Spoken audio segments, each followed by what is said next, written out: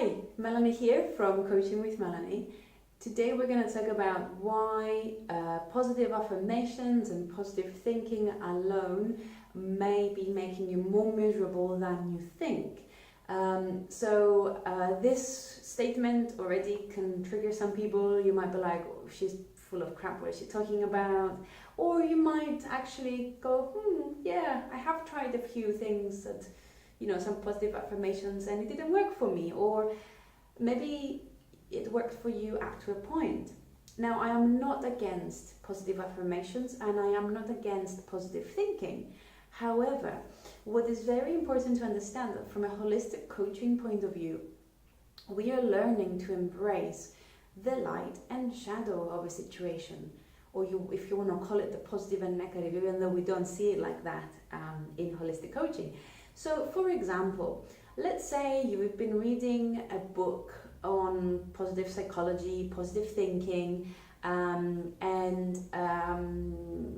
it says there's an exercise in the book that says stand in front of the mirror every morning and repeat 20 times to yourself, I love you, you're wonderful, you're courageous, you're gorgeous, and repeat that 100 times until you feel better and your life will be transformed.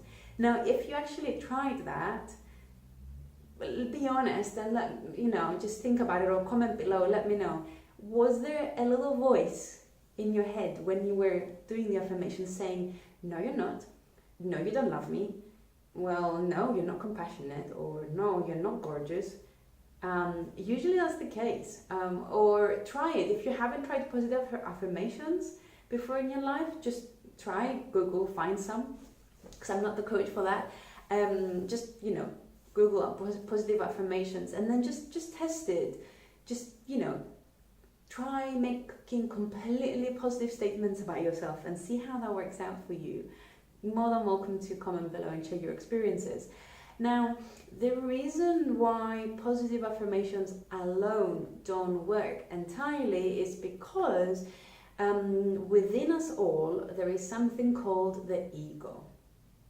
And the ego is, you can call it that voice in your head, or a part of you, part of your personality, your inner world, that likes attention, it's reactive,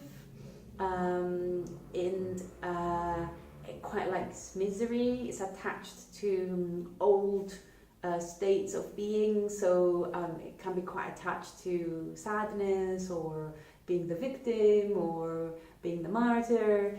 And usually when we're trying to step out of what's familiar, so say that your familiar, your comfort zone is thinking of yourself as someone who is always second best, and then you start telling yourself that you are number one, then obviously you will get a reaction from the ego, because you're trying to move yourself away from the familiar and away from your comfort zone. So the ego will immediately kick in, dig its heels down, and just be like, nope, no, you're not number one, nope, you're second best. So try and ignore it and see how it doesn't work. So you can't ignore the ego, you can't ignore those other thoughts that you have in addition to the positive thoughts you're trying to introduce to your life. So what's really working and what's really useful to do is to acknowledge both. So you can say a part of me is number one, and another part of me thinks I am second best.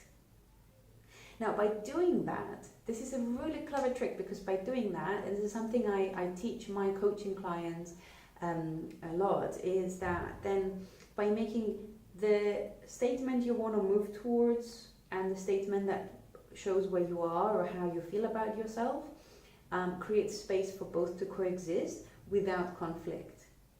So you can just accept both.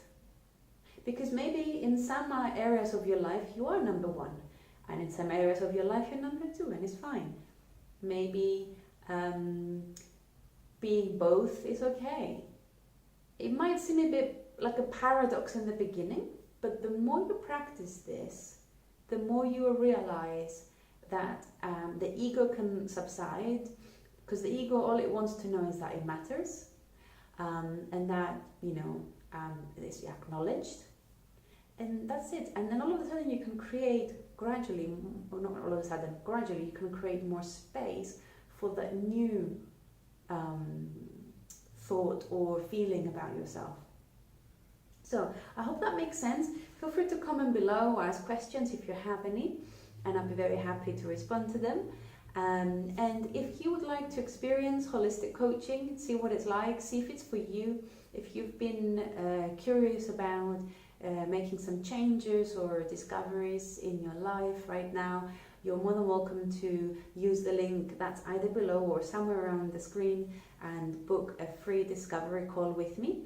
The call is online, so it doesn't matter which location you're in, as long as we can make the time differences work. So yeah, this is me today. Feel free to get in touch, and I look forward to connecting with you soon. Bye.